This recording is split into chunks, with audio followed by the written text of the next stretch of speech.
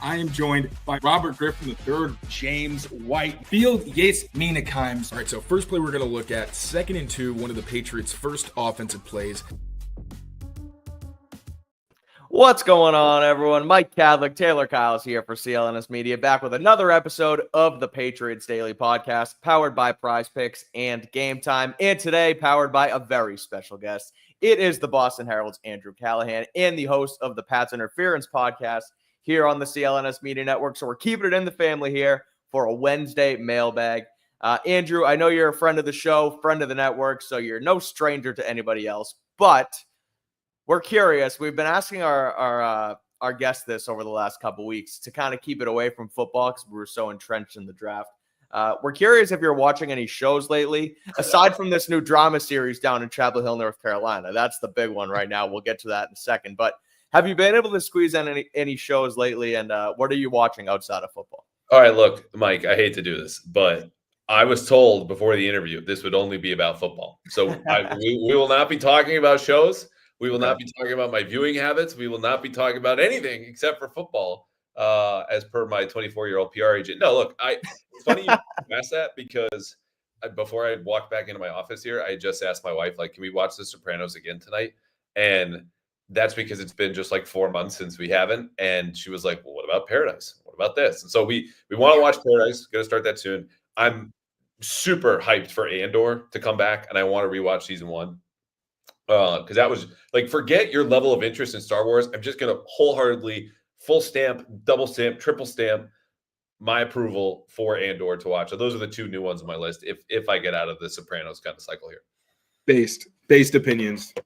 Okay. And on that note, I guess let's stay on topic with Bill for a second, because I got to ask, like, we won't dive into it. We won't completely unpack everything that's gone on. But now that the University of North Carolina put out a statement, and then CBS just responds and said that they agreed that Belichick did, in fact, agree to a wide-ranging interview, that there were no limitations. And something that I noticed that I think I kind of missed for a second, but then everyone else picked it up, was that Bears Nigerian, Boston College employee Bears Nigerian, was copied on that email that Jordan Hudson posted yesterday. So this whole thing is just a giant disaster. But for what I know, Taylor's probably squirming in his seat right now because he really just wants to break down film and not talk about this saga. But well, then we have to hit pause. What makes you squirm the worst? Let's just do the exposure therapy approach. That. Taylor, let's do it. What do you hate most about this? Aside from the fact, obviously, it's weird and gross and uncomfortable. I think it's that, man. This is just such a weird situation. And, like, I don't like talking about stuff I don't know about.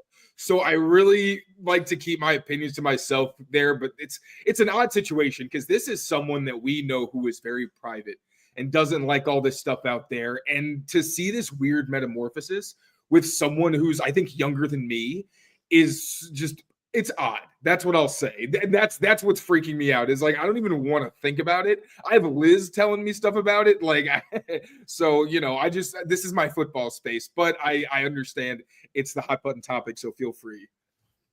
I mean, my fiance is texting me, on her drive to work, saying that they're talking about it on the Kiss 108 show, and that they think that Bill likes to, I'm not even going to say the words, but wants to this and that and the other thing. Like, that's why they're together, and that it's not actually this thing. So it's crazy. At the end of the day, I don't know how it ends. It sounds like North Carolina is a little fed up with it. Andrew, you looked like you actually had something to add to the conversation. I'll leave the floor to you. Yeah, look, I don't particularly care about the story. The reason that in the last couple of days that it has kind of roped me in here is because I was just under the base assumption that no one is going to take advantage of Bill Belichick, right? Didn't happen here in New England for 24 years.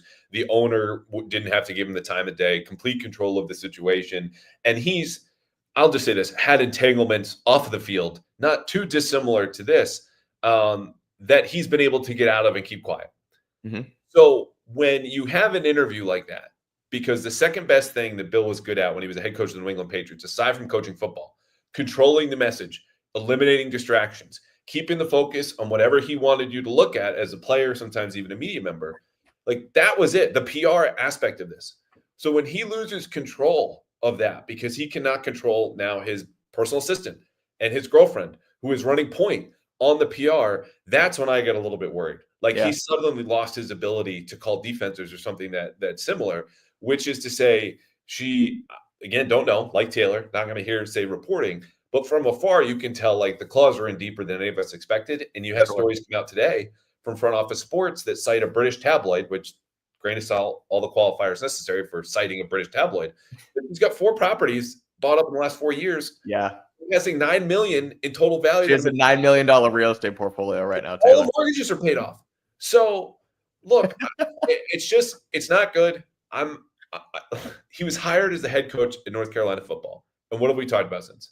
It's not the Tar Heels. Like I forgot. I've honestly forgotten.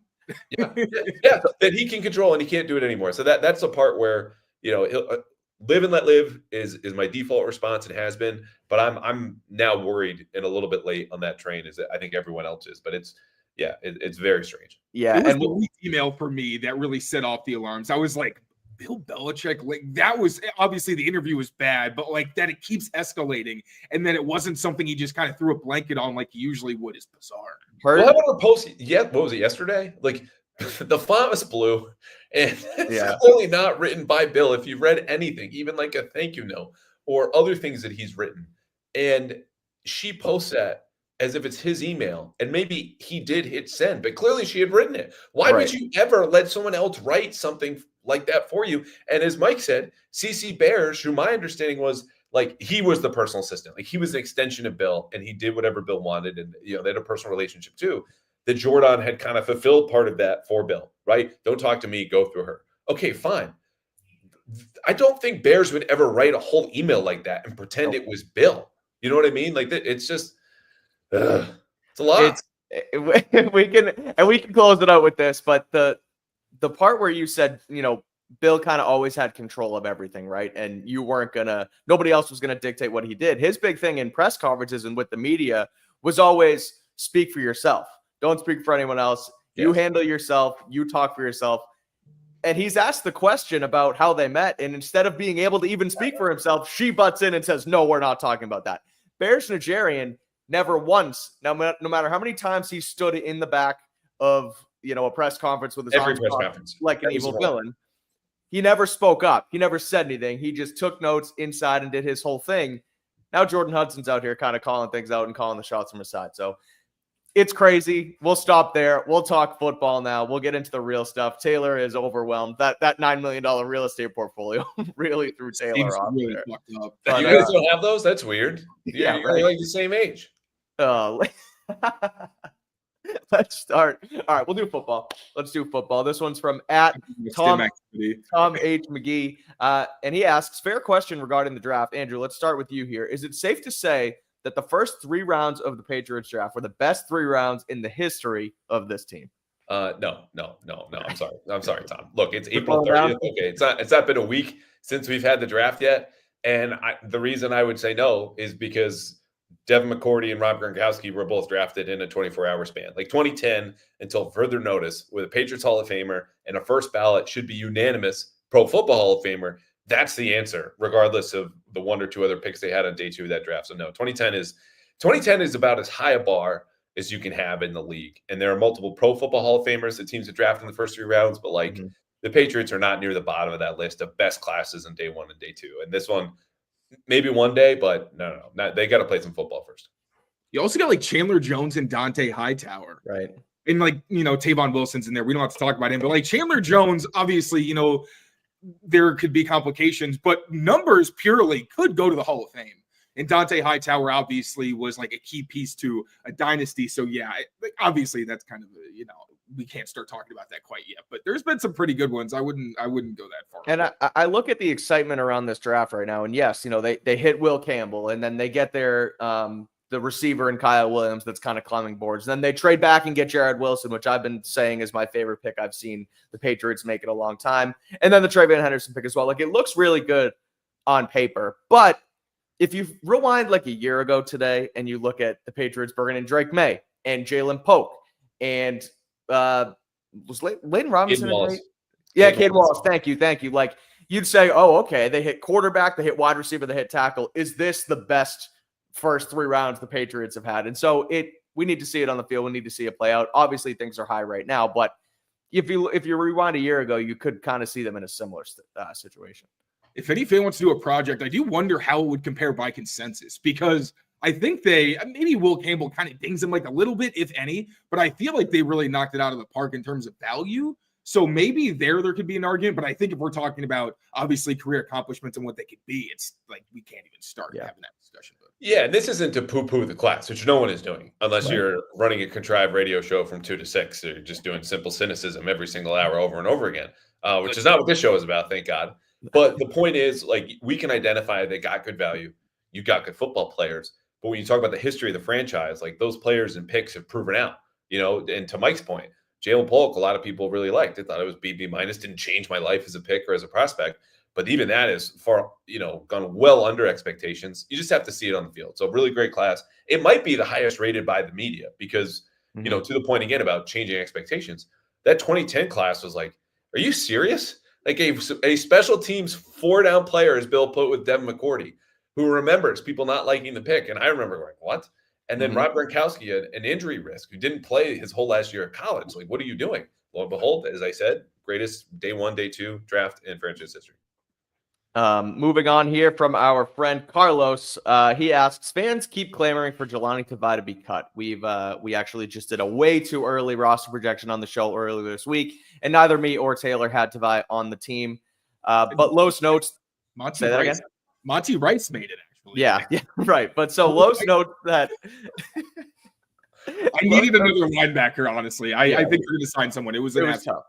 But long story short, Lowe says New England didn't add any linebackers in the draft. Do you think Tavai can still fit into this defensive scheme? And Andrew, do you think Jelani Tavai ultimately makes this football team? I do for now. And look, I understand the clamoring. He said a stupid thing and then doubled down on a stupid thing at the end of a very stupid season where everyone was fried and frustrated, media included, where we don't really have any skin in the game, or at least I don't. He is versatile enough. Contributes on special teams, has been around. The requisite toughness is there. No, he does not fit the prototype of a Mike Vrabel, flying around off-ball linebacker. But to discard him because he said something at a time that was frustrating for everyone that really wasn't good. You guys can boo him, and I would not endorse that, but go ahead. That's totally fine. That would be the punishment. I don't think it's being cut, but we'll see. I mean, there's a world in which it's really not a scheme fit. Maybe they flip him in a late round pick swap deal. Yeah, I think he's in a similar category to Marcus Jones, where he doesn't seem like a fit for what Vrabel's typically done at the position, but he's versatile. Marcus Jones, a special teamer. Jelani Tavai is more than willing. He came up being a guy who kind of had to do the dirty work, even though he was an early round pick, because he had to rebirth his career with the Patriots. The only thing that dings it for me is last season was so bad when he didn't have Juwan Bentley. Now, obviously, maybe if we see a version of Jelani Tavai where he can be more aggressive and he's more well-coached, then maybe you see him kind of regain that form. But, just for me, that's the only reason I have some skepticism as someone who has been championing Jelani Tavai for years. But like Marcus Jones, they're still around. It doesn't seem like they're being pushed off the roster right now. So for the time being, I think we do have to assume that it's going to be a competition. Couple of running back questions here from pick 38. First one's pretty simple and straightforward. How worried are you that Travion Henderson and Quinshon Judkins is the 2025 version of Sony Michel and Nick Chubb? Andrew, did the Patriots pick the wrong Ohio State running back in the 2025 draft? Our poor guy is still so burned from 2018. That was a good year, okay? If all the things we're going to remember from 2018, how about the Super Bowl? And the rookie running back playing a part in said Super Bowl run as well. If Travion Henderson has both of his ACLs, which to my understanding he does, he's already got a leg up on Sony Michel from a longevity standpoint in the NFL. That was a pick and a player that some teams never would have drafted or made because of the injury risk. And the Patriots did not care. Forget the positional value talk that running back, and Doug and I went back and forth on this at 38 with Travion. He's healthy. He's well-rounded. He's got better long speed. I think he's shiftier than Sony Michel ever was. And Sony had a good enough career in his time in New England, but no, I'm not afraid of that at all because injury has really undercut the last few years in New England and the NFL for him. I haven't watched Quinshon Judkins, so I don't want to compare the two, but I've seen Travion Henderson enough that the day that I saw him, I was very okay with taking him second round. And that's really because, one, he's the best pass protecting back that Chris Ballard says has come out of the draft in quite some time. On top of that, he's pretty untapped, I think, potential-wise as a receiver. Was mainly an outlet, but you see the sluggo route, you see some of the opportunities when he had catchable passes downfield. he can do some serious damage on top of being the most explosive running back they've had. Honestly, I don't know how long. Like, he's kind of like a Rex Burkhead with a jetpack is the way I see his role and kind of what he could be for this team, with some James White mixed in terms of his versatility as a receiver. So I don't know anything about Junkins, but I know that Travion Henderson is someone who projects as an early contributor and a very effective player for this offense, especially with Josh McDaniels, who you know is going to maximize his potential.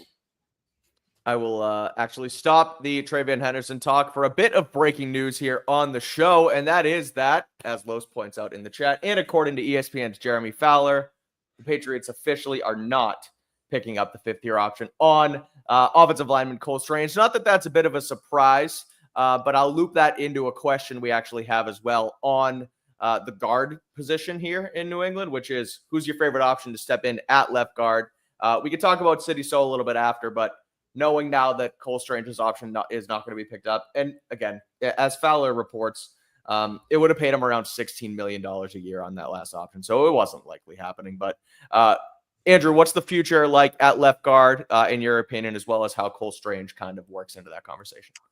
Yeah, I don't know what the future is. Like, guys, I'm not, titillated by this position competition, but like it should be a neck and neck competition, probably to the wire, right? Because you have Layden Robinson, who's got issues to work out in pass protection, but is just a bully in there. Like, top 5 guys in the roster, I don't want to get both of their hands on me, and I can't do anything. He's in there. Cole Strange obviously has got more tape. He's a little bit better athlete in the experience, but will they ask him to go full-time at left guard versus center? I don't know. My bet for now, because I think he fits better with the mentality and how this offensive line can build towards its ultimate strength, is Layden Robinson, because he fits in with the rest of the run blockers in there, and that's what they're going to want to do. It's a Mike Vrabel team. They're going to be physical. They're going to be violent. What do we know about Layden Robinson before he became a Patriot? He's physical and he's violent. So I would give him a slight edge right now. Yeah, logically, I think that it's probably going to be Jared Wilson, just because obviously this is one of their guys. But Layden finished the season on a high note. He looked more comfortable at left guard than he ever did on the right side. And that was in a situation where Scott Peters consistently told us, yeah, in an ideal world, he would not be out there. But like, we're desperate, so we're kind of forcing him to. And he took his lumps and he learned from it. So now you go into a different situation, not just Doug Marrone, but even more importantly, Josh McDaniels, where this is his offense. And then you have Mike Vrabel. Like, you have coaches that can be hands-on outside of just the offensive line coaching his assistants. I think that's going to be a much better environment for all of those young guys, City so included. You hope that he can force his way onto the roster at the very worst as a top backup. Like, he's a draft pick. You can keep him around. But I think Layden probably is the most ideal spot at that left guard position, because in the perfect world, Caden Wallace is your right guard, Jared Wilson's your center after Garrett Bradbury, and Layden Robinson's a left guard. I think that's a very mean, violent offensive line. Plenty of upgrades you could make, but those are guys you've invested in that I think have starting potential. So I think that Layden Robinson ultimately wins the job, but Jared Wilson wouldn't surprise me.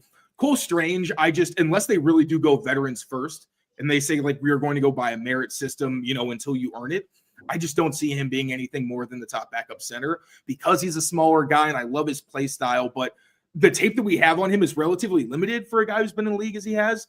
And there's enough blemishes with the young talent that you have that, I think they're going to want to give other guys a shot. Did you say Caden Wallace at right guard? Did you mean right tackle, or you think ideally? Okay. And when who stays in at guard? Okay, I just wanted to clarify there. I think good on. Yeah, on the question, I think, again, favorite option or ideal option to me would be Layden stays inside at left guard, kicks ass there, and kind of molds into a starting caliber player. And then Jared Wilson is your starting center from day one. And Garrett Bradbury, the money you paid him, great, but we can move on with our young guy. He's developed enough, early on to start at that position. You can kind of move forward with your center of the future, with your quarterback in the future behind him as well. Can I ask you guys this? I know we're doing a mailbag question where like other people ask questions and not me. Yeah, what do you got? But let me jump in, because the O-line conversation has changed so much, not just because they took a first-round left tackle, right? And now you suddenly have a position potentially solved that you haven't for years. In my mind, it's like you have almost a legitimate two deep at every position. So to each of you, do you feel comfortable sitting inside left tackle? Unless I know we got a Vidarian low stand. Vidarian's an unbelievable guy. He cut him. He cut him in the wow. Yeah, I was shocked. The 53 roster. Do you want to talk more about that or Jordan? That's tough.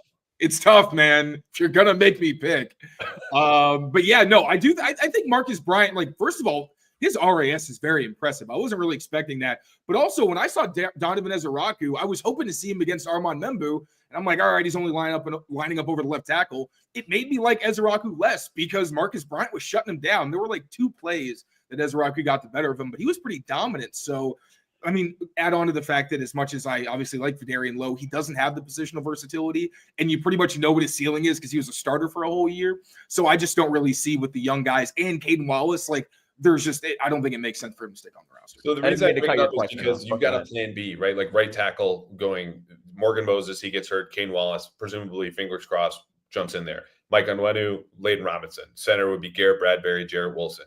Left guard, we were just talking about, but you got 3 options in there if you include City. So, like, do you guys see it the same way that at least everything doesn't have to go right at a position where that never happens, that everything goes right over the course of 17-game season?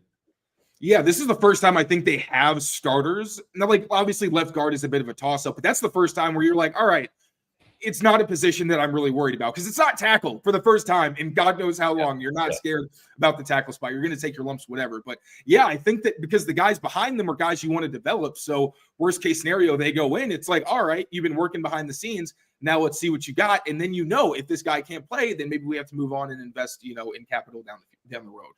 I would say my only worry is that left tackle in the NFL doesn't work for Will Campbell, and then you're still worried about that position moving forward, and then he has to bump inside, and then left guard's a logjam. Again, with not that we have no evidence that it's going to happen that way, because obviously he could not play well, and the arm length could, and the frame could have an impact, but I think that's the only real worry. And then you think he'll be below average? Say that again. Do you guys think he'll be below average? Campbell? Yeah. No, I think average is probably the floor. Not year one. I think year one he'll be below average because that's just how it goes for rookie offensive linemen. And that includes top 4 picks, top 10 picks. Like that's just what it is. Ask Andrew Thomas now, right? Everyone loves him with the Giants. It's one of their few pillars over there for their offensive line, but he was looked at as a complete disaster year one, even coming from a school like Georgia. So no, I think he's in there. It's just a matter of how fixable are his problems. That's what it is. And even Chris Long weighed in the other day and all the stuff we talked about. This is like the Godfather scene. I thought I was done with the arm length conversation. I thought I was out. They pull me back in. So here we are doing Will Campbell arm length 6 days after the man was drafted. Yes. Oh, and then Joe Thomas. He was on 98.5, and I'm the idiot who's been over here using the boxer's metaphor. And then he's like, it's nothing like boxing at all because your arms are bent. So, and I'm just like, all right, well, screw me. Like, honestly, you can talk to a bunch of brilliant people in the field, like Brandon Thorne and Duke Manyweather don't agree.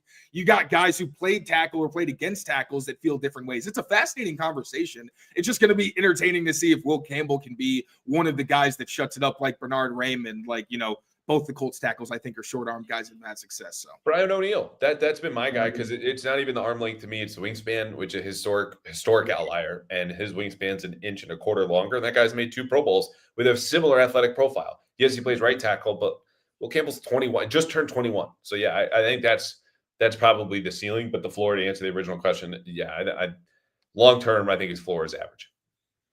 We'll get back to it in just a moment, but first, a quick word from our friends over at Prize Picks. We'll be right back. Prize Picks is the best place to turn your sports knowledge into cash. With millions of members, Prize Picks has made daily fantasy sports accessible to all, and all you got to do is pick more or less on at least 2 players for a shot to win up to 2,000 times your cash. So run your game all season long on Prize Picks, and right now, you can cash in on the basketball playoffs, so do not miss your last chance to add your favorite players from the court into your Prize Picks lineups, whether it's points, rebounds, assists, or anything. Make sure to just pick more or less, and you get up to 2,000 times your cash. You think LeBron James will get more than 24 points? Think Giannis will score more than 35? Cook up those hot takes with your friends and win real money this basketball season when you and your crew run your game on Prize Picks. And all you got to do is sign up today, download the app, and use code CLNS. You get $50 instantly after you play your first $5 lineup. That's code CLNS, and get $50 instantly after you play your first $5 lineup. Prize Picks, run your game. Run your game is right. Shout out Prize Picks. Thank you to Prize Picks, as always, for sponsoring Patriots Daily, as well as all of the content here on the CLNS Media Network, including the Great Pads Interference podcast hosted by our guest, Andrew Callahan. All right, let's get back to the mailbag here. Question again on Travian Henderson. And it's been reported now that they were between Henderson and Arizona offensive lineman Jonah Savanaya. I think I'm saying that right. Something of that nature. So, look, it's been reported that was between the two. He obviously gets traded up for by the Miami Dolphins, and then you don't have to have the conversation or anything like that. But kind of building off of that left guard conversation we just had, if that was the case, who would you have preferred the Patriots have taken? The offensive lineman or running back Travian Henderson? Yeah, I would have said Jonah S., which is how I'll be referring to him. Yeah, there you go. It's perfect. Look, it's not a knock on Travian Henderson. Like Doug and I had this debate, and we do not argue much in a year and a half. I don't know if we're still in the honeymoon period or what, working at the Herald, but the point is, this was a historically deep running back class. I think Henderson is going to be a really, really good player. Are the Patriots in position as the worst run blocking team in the league, objectively, categorically, to support a guy, to let him do the things that we know he can do yet?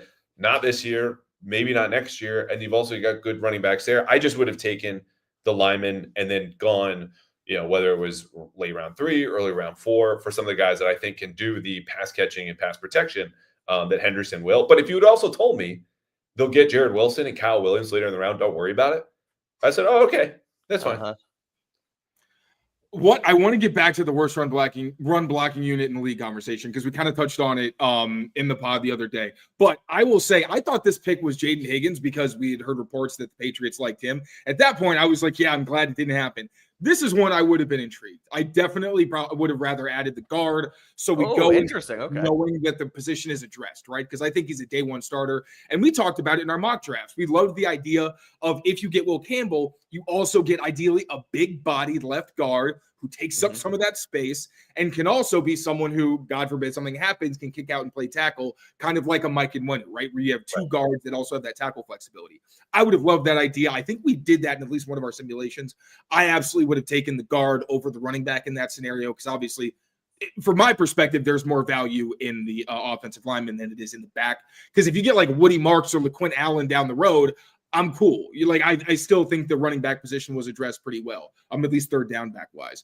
But so Andrew, with an offensive line that no longer has Vidarian Lowe, Demontre Jacobs, and Ben Brown as starters, do we still think this is one of the worst run blocking units in the league? I think it can be above average, and I think it'll be elevated by the talent in the backfield and now the depth that they ideally have. But really, I feel like all the additions they've made, they're at least average run blockers, and most of them I think are above average if you pencil in Layden Robinson as a starter. Yeah, it's a good question, because injuries were no doubt a factor last year. The lack of depth at tackle was, again, sunk another season basically. And then you throw in the coaching of Doug Marrone, and you would just have to figure there's a bit of an upgrade. I don't know how high it goes with him having his hands on everybody, and they got 2 assistants in that room. I just need to see it again, like the coalescing of a new offensive line with that new coaching. Even if the talent is there, are you doing your best to get that out of everyone, and how does it sync up with the timing? Not to mention, you can run block like the dudes at Navy do, right? But if you are behind, as Navy gets in trouble when they're behind and you need to throw and you're not good in pass protection, you don't get to run block again. So yeah, we can keep it in the vacuum and isolate it as part of a conversation. You might be right. They could leap to average based on talent alone. I would listen to that argument. But what it looks like on the field, I just need to see. Do I believe in Mike Onwenu? Sure. Like Morgan Moses, yes. Garrett Bradbury, the best part of his game, and it's not close right now at this point in his NFL career. But, we'll see, because it's as much the timing, as of those double teams getting to the second level. And what does Josh want to do with this team? Because last year they were his own team that ended up being much better duo. That's going to factor too. We'll figure the team with Mike and Onwenu is better at going downhill than it is going. Shocker. And I will say, Onwenu was way better in outside zone than I thought. He was like the only reason that even worked. But obviously, there's something he does better. And I will admit that a lot of my assumptions are rest on it's Vrabel, it's McDaniels. We know that they have the talent. It's going to be average at worst. And that's kind of what I'm resting my sword on, because it's not Mayo anymore. It's not an unproven Alex Van Pelt where I look like an idiot trying to, I don't regret it necessarily, but trying to believe in the inexperienced guys. But now it's like, okay, no, these are professionals. They've handled this before. But if something goes wrong, I can't sit here and be like, what happened? They still have to prove it out there on the field. On the question, I agree that I would have taken Jonah S. Here as well. And I think too, Andrew, the way you said it, where, well, if you give me the option of one of the two guys, but then it's Henderson, it's Williams, and it's Jared Wilson, I would take the day two haul that they ended up getting. And when we were doing our live draft coverage on Friday, we were doing our live show, and then we came off for a while, and we were going to do piece by piece segments on each player. I had texted Taylor, and I was like, should we just do our Henderson one now that we have a break? And I was poo-pooing the pick. I was saying, you don't draft a running back that high. You don't do this. You don't do that. And Taylor texted back. He goes, let's wait and see what else they get to add more context. And that's exactly what happened. And they end up having the haul and, get what they get in Kaya Williams and Jared Wilson as well. So, but I ultimately agree. At the moment, I would have taken the offensive line help as well. I think running back that early can be questioned, as well as, how deep the class was, like you mentioned, Andrew, as well. So, but on the note on the rookies, which rookies do you guys envision having the biggest impact on offense and the biggest impact on defense? Andrew, we can start with you. Oh, if they had Travis Hunter, we could answer this with one person. Yeah, would be nice. A lot of things would have been nice, pending the events of whatever that date was for the last game of the season. Look, defensively, I want to say Braden Swinson, right? Because it's not just that he, has the sufficient athletic traits. There's a clearly identifiable role for him. He'll be a rotational pass rusher as a rookie. It's perfect for him. Learn behind Harold Landry and all those guys in the edge. But he's also someone that fought his coaches. So I can't just talk myself into a guy that fell into the 5th round for reasons that are not related to the on-field product, where he was 6th in all of major college football in total pressures and 4th in the SEC. This was sometimes the best defensive player on the field in those games for LSU, which says a lot. I'm still going to give him that shot. But if it goes wrong, which is to say I'm just wrong, not that he does something terrible, I will know why. So I understand it with the risk, and offensively, I would say Kyle Williams. I think he could start. I think he could start week 1. I'm going to go with kind of the out of the way answers a little bit, because I could say Will Campbell, right? But I could also say Andres Borregales, because think about it. Who are the leading scorers in NFL history? Offense or defense? Taylor. Yeah, that's special teams, Taylor. He score points. That's absolutely offense. So what they don't call it? The offense leaves the field and the kicking team comes onto the field. That is the special teams. Okay, well, I'm paying respect to my specialist. That I'm sorry the question didn't include it, but somebody should. We could have added special teams, and then I take my answer back. It's Julian Ashby. How could I forget the guy who's going to be out there snapping to set up all of the points? All right. Well, I will say Andres, because there are so many games the Patriots have lost in recent years. I edited it for you. I added special teams to the question. Thank you very much. Okay. Well, the fact that maybe you have a kicker that's not going to be the reason you literally lose games because they miss something, or you can't even decide to kick because of the distance, I think that's obviously going to be a huge difference maker for a team that you're hoping is going to win within the margins and just keep games a lot closer, so those field goals actually matter, kind of like in 2023. Offensively, I think it's going to end up being Jared Wilson. I don't know why. I think that he's going to end up outplaying Garrett Bradbury, kind of like the situation with Jacoby Brissett and Drake May last year, where it got to a point where you're just like, there's one guy that's a lot better, and it's very easy to tell. So easy that the head coach just went out and told the entire world, even though he had no intention of starting him. So I think Jared Wilson ends up winning the center job, if not that, at least left guard, because I think it's going to be really hard to keep a guy like that off the field. Defensively, how about Craig Woodson? The biggest issue for this, there were a lot of issues, but one of the most profound ones that we didn't see very much was the miscommunication and the coverage breakdowns, and just constantly feeling like we saw everybody looks panicked every play because the communication's not getting through. Ryan Cowden and Craig Woodson both mentioned how that was one of his strengths, something he's really good at. A lot of his game is reminiscent of Devin McCourty, and I just think the stability that he could bring, especially as a young player, is going to be huge for what's going to be a new defense where it's going to take a while for things to gel. I'm not acting like he's going to come in day one and, be Marte Mapu against Dolphins or anything like that, but I do think that he's a guy who's going to have an impact that you may not see on the field, but ends up being very impactful in just the mistakes that don't happen. So I'm just going to jump in there real quick, and this is not to poo-poo Craig Woodson. It's not to poo-poo you, and I'm intrigued. That's a guy who can do a lot of things and seems like a very smart player, and gave us, I think, was that your favorite clip of the whole draft, Taylor, when he was detailing just the hit he made in 3rd and 6, and then he's playing one rat, and he comes down, My eyes kind of lit up. Yeah, I was like, oh my God, he's doing the whole thing. Let's go. Let's rock. Yeah, it was pretty sick. So to your point, and this happened exactly as you said it. Ryan Cowden was asked about Craig Woodson, like, it felt like a little bit of a reach, maybe. I don't know. Why'd you do it? The communication came up so fast. And I'm thinking, if you wanted to hire a new scout into the front office, and the selling point was this guy's very clear in how he speaks, well, how are his evaluations? I'm not like, you know what I mean? Like, he's not teaching an English class. Like, I need something more than that, because I do think and know that we've seen Kyle Duggar and Will Peppers and all these guys function in a defense that communicated well enough. Like, I need Craig Woodson to do the things, and we've seen these on tape, hit, sometimes cover over the slot, work, very well in a split safety defense. And if he's up for the single high responsibilities, we know how much they're going to play post safety. I need to see that. But I was like, it's cool that he can communicate. It's really nice that he holds the door open for old ladies. I need more. Like, come on, we can't be drafting him based on how quickly he relays things. And it is important. To your point, you're not wrong about this. Like, they gave up touchdowns on multiple coverage busts. Mm-hmm. But it's got to be more than that, because I do think that was a coaching thing they could have fixed and just did.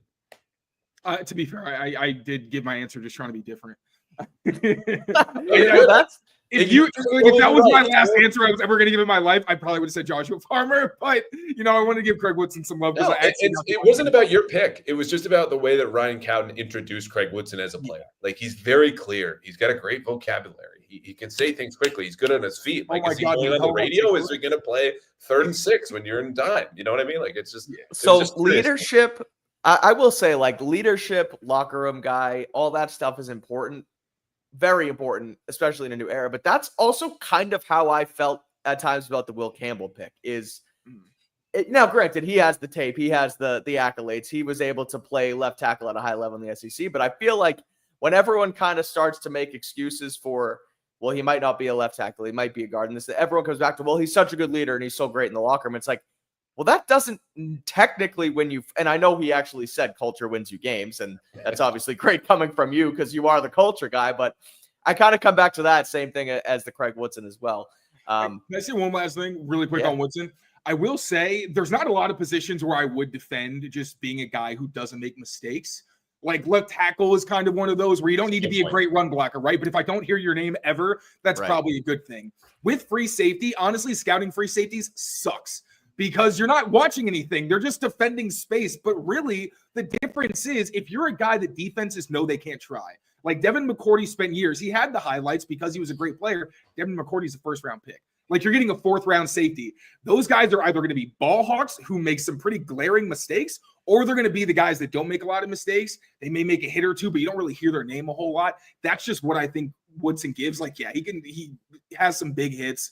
He can play man coverage. He's got small hands and his arms aren't very long. That's the reality. Like, I don't want him in man coverage very often, if I'm being honest. Keep him in center field. Let him be smart.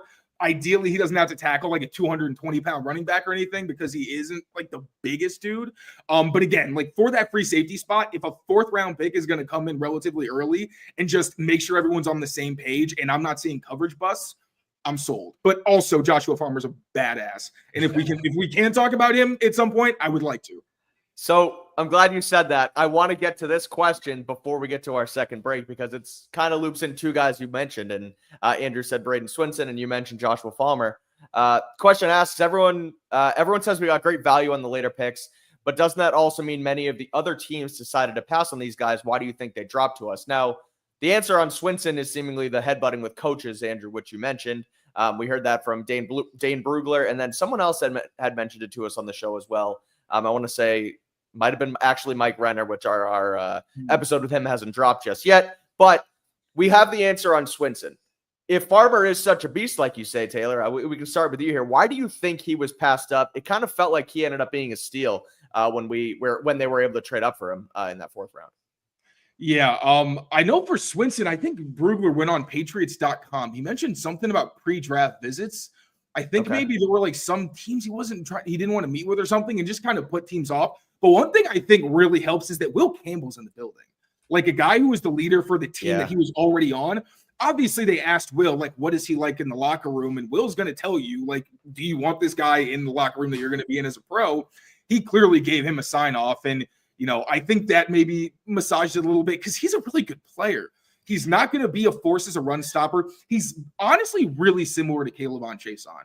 They try hard against the run. They got some pop in their hands. So, like, if it's against a tight end, they'll be fine. but you don't want them on the field on early downs, but they know how to rush the passer. And that's something this team hasn't had in a long time. So I think he was obviously really good value. And I really don't worry about, I think he's just like what we heard about Abdul Carter. Probably just a different kind of personality. And that's why you have a Mike Vrabel, right? That's why you have these veteran, Terrell Williams, veteran coaches who know how to get the most out of guys. So really, it doesn't worry me. I think this is going to be a steal because he's going to a perfect environment. Yeah, I'd say a couple of things. Number one, though, because I have the comments up and I initially was like, I'm going to regret this because the comments tend to get toxic. Maybe it's just my show. And Daisy, my husky, who commented recently, one Patriots signed football that we did in our live show Monday. So if you have not DM'd Doug, Daisy something husky, I just wanted Daisy my husky, please reach out to Doug Kai to get your Patriots signed football. Okay. And thank you for supporting the LLS campaign. Back to the other couple of things I was going to say. Number one, this happens every year, right? Like this is just a function of having a media board and that not being based on all of the NFL boards in aggregate. There are guys that people miss on and just happen to fall. And the Patriots didn't expect to get Vince Wilfork back in 2004. And he just fell into their lap like, okay, we'll take a player that we just got lucky with. Number two is Craig Woodson and Swinson are both older players. So Swinson was year 5 at his second school, finally had this breakout year at LSU last season, and that paved the way for him to get drafted. Before that, you're like, where's the production? Farmer, before him, I think is one of these players, maybe you guys disagree, where he's not a wow athlete and the production's not wow either, but you can see that he does everything kind of well, like a jack of all trades, master of none, to steal a cliche. And some teams are like, that's fine. I'd rather bet on the one trait, something that I can sell the coach on or the owner or the GM or whatever. And I know what he'll do one thing and we'll try to raise the rest of his game. Farmer's really good, I think, and fits this kind of front that'll be multiple. But other teams are like, we're going to run an underfront every single time. We need guys who can work at those different positions, and Farmer doesn't stand out at one. And Woodson was a 6-year guy who I think he topped out at like third team all, what was it this year? ACC for Cal. And before that, the Pac-12, Pac-10, whatever. And another kind of jack. Cal in the Atlantic Coast Conference, just classic college football in 2025. Yeah, those Cal Syracuse games were just burners. But look, he's a really hard hitter. And you had disagreements between General Jeremiah, who thinks he's going to start as a rookie, and then Dane Brugler at him in the 6th round. So that goes to my original point of just there are disagreements. That's the draft. All right, quick word from our friends over at Game Time before we wrap it up with a couple final questions here. Here is Game Time. We will be right back. Patriots Daily is powered by Game Time, the best place to get tickets to the NBA playoffs, which is exactly what I did last week to get into Celtics versus Magic at TD Garden, and the Game Time app made that experience that much easier. They make getting tickets faster, easier, even for these hard-to-get playoff seats, but the prices on the Game Time app actually go down the closer you get to tip-off. So it's the best way to score last-minute deals to get to your favorite team's games. Those last-minute deals can save you up to 60% off when you buy last-minute for sports, concerts, comedy, theater, and so much more. The app also has zone deals, which saves you even more when choosing a section and lets Game Time choose the seats for you. They have all-in pricing, a feature that shows you exactly what you're going to have to pay without any surprise fees at checkout. And they also have panoramic seat views right in the app so you can see exactly what you're going to see when you get to the game. So make sure to take the guesswork out of buying tickets with Game Time. Download the Game Time app, create an account, and use code CLNS for $20 off your first purchase. Terms apply. Again, create an account and redeem code CLNS for $20 off. Download the Game Time app today. Last minute tickets, lowest price, guaranteed. Shout out Game Time. Head over there. Use that code CLNS. You get $20 off your first purchase. Terms, as always, apply. Let's do 2 more here before we wrap this thing up. I want to actually loop 2 into 1, and then we'll wrap up with one final one. First question here. Is Efton Chisholm the quintessential New England Patriots slot receiver? 5'10", athletic, gritty, quick, not fast, great route runner, 3% drop rate. And on top of that, Wolfman21 asks, what late-round picks / UDFAs are you most excited to see come in and compete? So are you as high on Efton Chisholm as our friend G. McJenkins was his name? And also on the UDFA class in general? Andrew, what are your takeaways? I am not on Chisholm, and okay. I think our guy left out a certain trait about slot receivers from New England, which I'm always just going to make light of because it's the unspoken part, but we just have to acknowledge. Hand up. I took it out. Oh, okay, because okay. I was cutting characters. There's a certain limit. I will actually read the full one, but continue on. That's fine. Look, we all know what it is. Okay, it's just a mental shortcut. It's a heuristic that a lot of us use, and sometimes it get you into trouble when scouting, looking for a white player reminds you of a different white player. Like, that's not how this works. Like, how do they play on the field? I think, that's a guy to me that might be a practice squad candidate, because I think his skill set is unique relative to most of the rest of the receivers. And there are a lot of guys who can play in the slot. You could put Pop in this category, but Pop gets hurt for a couple of games. He'd love to have someone like him, especially the way this offense is going to revolve around the middle of the field, and Pop should be featured in McDaniels. I'm really excited to see Land Larison, who initially I just thought the hype got out of control, like in the hour after Twitter when I'm already delirious from draft brain. But the guys from formerly PFF, Sam Munson and Steve Palazzolo, came on our show Monday night, and they were like, he's making the team. Like, F the practice squad. This dude's making 53. I was like, oh, okay. And then Brock Lampy is my last one, the fullback, who I just think is straight up going to make the team because they don't have one. And James White must have given a stamp of approval coaching him in Northern Illinois as he did last year. And those are my takes. I had to put the full question up. It was White is in there as well. And then okay. So Gilroy gets it. Yeah, White, aka sneaky athletic, gritty, blah, blah, blah, like all the BS we wrap the players in. Yeah. Exactly. But Taylor, your thoughts on that as well as the rest of the UDFA class. Yeah, I think if Stephon Diggs were someone we thought was going to be active in week one, I probably wouldn't think so. But I do think the fact that he's likely going to start on the PUP list means that Efton Chisholm is going to get an opportunity to show what he can do in live action. Because I've watched like 5 Eastern Washington games. I feel like I'm losing my mind all over again. I'm so over college tape. Why would you wear red jerseys on a red field, you idiots? Hey, Taylor. A good tease for you here. So we actually interviewed Sam Holman, an assistant coach at Eastern Washington, coming out later on the pod. I interviewed him.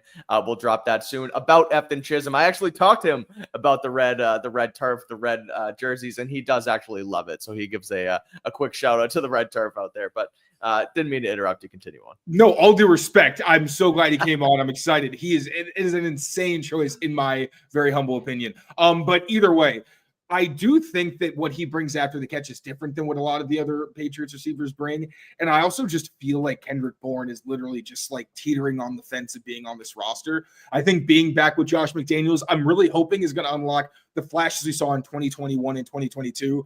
But at this point, yes, he's in his second year coming off the ACL. That's huge. But really, we could see anything. Like, there's no expectation for what he's going to bring. And I feel like this is a roster where Vrabel said, like, we're trying to get younger and cheaper. And I don't think Efton Chisholm is a guy that you want going more than 10 yards downfield. I think that's where he and Kendrick Bourne are very different. But I think what he brings after the catch is going to be significant. And I also don't think he's going to be somebody that makes the practice squad, honestly. I feel like he's going to stand because of his ability to separate and his toughness and the fact that he just has zero regard for his own well-being. Like, this man will hurdle a man who's 7 feet tall. He doesn't care. It's very it's interesting to watch. But yes, I just think that he's going to play well enough in the preseason that he's going to be the kind of guy where in another Patriots situation where you're probably going to have a guy start on a list, you just keep the young guy, see what he's got, and then if you have to trade one of your veterans, a la Kendrick Bourne, like they tried to do last season, you make the call. All right, last one here, fellas. For the optimistic crowd, Ursay Mason asks, what would you put the over-under of wins, of the over-under for win total on the Patriots this year? I also chopped out the back end of his, and he said he put a number on his. I won't spoil it because I don't want to add a number in to kind of give you guys one. But he also said he's very bullish on this team. What would you put that number at, though, Andrew? So the trouble is, my take has already been infected with the fact that I know what the over-unders are. Like, I appreciate the work you did deleting the tweet. Yeah. One sports book last time I checked, and I'm not going to name them, that had 8.5, and everyone else is at 7.5. And I do think this person had 9.5 for what it's worth. I'll just put that in there. Okay. Under on our guy Mason, or say Mason Sportsbook, for the 9, just because. Look, I think they're going to be better than most people outside of New England expect. There's potential here for Vrabel Coach of the Year. I think they'll be second in the division. There's also just bad luck could strike, and we talk about the offensive line has better depth. They're still going to lose games because of their issues in pass protection, in my opinion. Now, there's a lot going for them. There's a lot to coalesce and come together, and they're so much better than they were this time a year ago. But even you double their win total, and then you're at 8. right? Like that's where we are. So I think they'll be in the 8, 9, 9 and 8 conversation, but the 7.5 number, I think is fair. Like they're in the mix, but there's a difference between, okay, they're going to get in the playoffs. It's just a matter of, can you beat the Bills for the division? No, this is like, if you get to second, great, you're in the mix. But if you're in third place, you're not. And that's where I think they are more closer to 7.5. But if you wanted to talk me into it, I don't know, Taylor might do this. I was going to say, Taylor, what do you got for us? I was thinking about 8.5 just because I figured the public perception was that they're not quite a 10-win team in terms of what everybody thinks, but I feel like just under that is something that people would be comfortable betting on. But clearly public perception is that, they're not quite even there yet. So yeah, I think 7.5 is fair. And, I'm trying to be a little bit more skeptical as much as I do think that there's a certain standard, frankly, that has to be met with Vrabel, with McDaniels, and with the talent they have. Like, this is a very different looking roster, which is why I feel like it's going to take a while for some of the sentiments of what the roster's been to kind of ease their way out. They have to prove a lot. And, I'm not making any light of that, but this is a guy who won Coach of the Year because he recycled through so many different players and kept a competitive roster. Now you have Drake May. If Christian Barmore plays, I think that's a complete difference maker. That's where I start saying, like, you should be getting to about 10 wins because we saw he made it seem like they had a pass rush in 2023 by himself, just being a game-wrecking presence. And I think with the other pieces they've added around him, like, if Barmore dominates, then Milton Williams is somebody that you can't double team, and that makes everybody else around you infinitely better. Keon White should also significantly improve. So I think 7.5 is definitely fair. But I mean, by the end of the summer, if certain guys perform at a certain level, then I wouldn't be surprised if we start talking about them as more of a legitimate playoff contender. Yeah, I think the way you contender to make the playoffs, that can get confusing. I think the way you laid it out there, Andrew, makes sense. Where, okay, 4-win team last year, new head coach, second-year quarterback, and they've completely or have started to overhaul the roster, and they have significantly improved. And so if everything does go perfect, doubling what you did last year is still only 8 wins. And so that things can go wrong. Things aren't going to go perfect. You're going to get hit with injuries, etc. But I agree. I think the 7.5, 8.5 range is about right. 9.5 feels steep. But again, if everything hits at on all cylinders, they could sneakily approach 9 wins. Maybe, I don't want to say 10. Double digits is way too much for 1 year. But when they bring in the draft class they did this year, it gets very exciting. Well, and here's the thing too. Like, we mentioned all the newness and all the players. Like, Barmore is a big question mark on defense. Of course. Stephon Diggs could start week 1, or he could be on PUP and then he comes back week 5. And then you're still easing him in. And that will really affect the part of the schedule that I think guys will either launch them towards exceeding expectations or keep them where we expect them to be. Because September, week 1 specifically, is the most anticipated, least telling week of the entire NFL season. We saw this last year. We all experienced it. They go on the road. They beat Cincinnati, the worst week 1 team in the league. Oh my God. The Gatorade shower. Blah, blah, blah, blah. Gerard Mayo was going to be fired before he even coached his last game. Okay. So if they can kind of win in all of the mix and surprise that is September before kind of the dust settles and you realize who's good, who's in the middle, and who's not good, and you get to steal a couple of wins there, that's when you're talking 10 wins. I think they're going to be a super trendy pick with Drake May, Mike Vrabel, Josh McDaniels. But, when everything settles, they're not going to be in the contender portion. They're going to be in the middle. So are you in the middle that you got off to a 3-1 start? Are you 2-2? Or are you 1-3? If they're 3-1, then I think we can start talking about 10 wins. Well, Andrew, this was super fun. Thank you so much for joining us here on Pat's Daily. I know our viewers, if you're watching this, you probably already subscribe and watch Pat's Interference anyway, but let everyone know what you got coming down the pipe as far as content, both at the Herald as well as on Pat's Interference. Thanks, pal. Yeah, we have Danny Kelly from The Ringer coming on tomorrow. We are doing our mail fan segment, which is where folks donate to the campaign that Doug Kyde is leading, and I'm helping him out with at the Leukemia and Lymphoma Society. You donate $10. That goes to $10 to cancer research or families that are fighting cancer. As we know, Doug lost his daughter Hallie last year. You can come on the show. You get 10 minutes. You can talk about whatever the hell that you want. So we have Carlos coming up tomorrow. We got twins who are going to make an appearance next week in the first ever Mail Fan Twin segment and just kind of build from there. So all the money, again, goes to the best possible place. If you want to come on my show, we talk Patriots, we talk about whatever you want. Someone came on with a big board before the draft. I should have just had him as a full-time guest when man was so locked and loaded and prepared. But yeah, Pat's Interference will be later this week. We're going to have stories on the draft picks coming up. And then rookie minicamp you and I and everybody else in the beat is going to be there Friday, May 9th. So stay tuned to see our first glimpse at the rookies. It's coming up fast. And seriously, I will say too, great stuff with the draft party with Doug. You guys are Thanks, you're an incredible coworker for what you do for him, and friend as well, obviously. And so you guys are killing it with that stuff, and that was on here as well. And you can donate, find all the information on Andrew and Doug's Twitter, as well as on our channel here on Patriots Press Pass. So myself and Tayler will be back later on this week here on the show. And actually, Drake May speaks down in Foxboro tomorrow afternoon as well. So we'll be down there with reaction and coverage. So keep it locked in here on Patriots Press Pass. And until next time, thank you all for tuning in. Take care of yourselves. Take care of each other. And we will see you next time. Peace out, everyone.